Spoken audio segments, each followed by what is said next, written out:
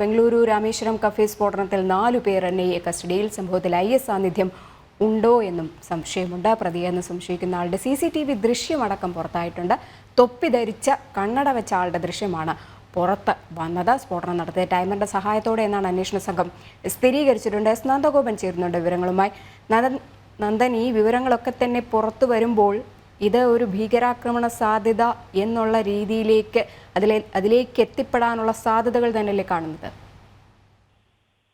തീർച്ചയായിട്ടും ഇതൊരു ഭീകരാക്രമണം എന്ന് തന്നെ, അല്ലെങ്കിൽ അത് മുൻകൂട്ടി കണ്ടുകൊണ്ട് തന്നെയാണ് കേസ് ഇപ്പോൾ NIAയും കൂടി അന്വേഷിക്കുന്നത്. ഔദ്യോഗികമായി NIA ഈ കേസ് ഏറ്റെടുത്തിട്ടില്ലെങ്കിലും SOP സ്റ്റാൻഡേർഡ് ഓഫ് പ്രൊസീജിയർ അനുസരിച്ച് ഇങ്ങനൊരു സ്ഫോടനം നടക്കുമ്പോൾ NIA സ്ഥലത്തെത്തി ഇത് സംബന്ധിച്ച് വിശദാംശങ്ങൾ ശേഖരിക്കേണ്ടതാണ് എന്നുള്ളതാണ് യാഥാർത്ഥ്യം. ഇതിന്റെ അടിസ്ഥാനത്തിലാണ് ഇന്നലെ രാമേശ്വരം കഫേയില് ഉച്ചയ്ക്ക് 12:45 സ്ഫോടനം ഉണ്ടാകുകയും അതിനുശേഷം NIA സ്ഥലത്തെത്തി ഇത് സംബന്ധിച്ച വിശദാംശങ്ങൾ ശേഖരിക്കുകയും തെളിവുകൾ ശേഖരിക്കുകയും ഒക്കെ ചെയ്തത്.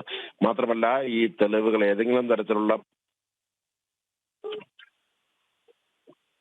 ബംഗളൂരു കഫേ സ്ഫോടനത്തിൽ 4 പേർ NIAയുടെ കസ്റ്റഡിയിൽ ആയിരിക്കുകയാണ്. IS സാന്നിധ്യം ഉണ്ടായെന്നും സംശയമുണ്ട്. നന്ദൻ ലൈനിലുണ്ടെന്ന് കരുതുന്നു. നന്ദൻ, പറഞ്ഞോളൂ.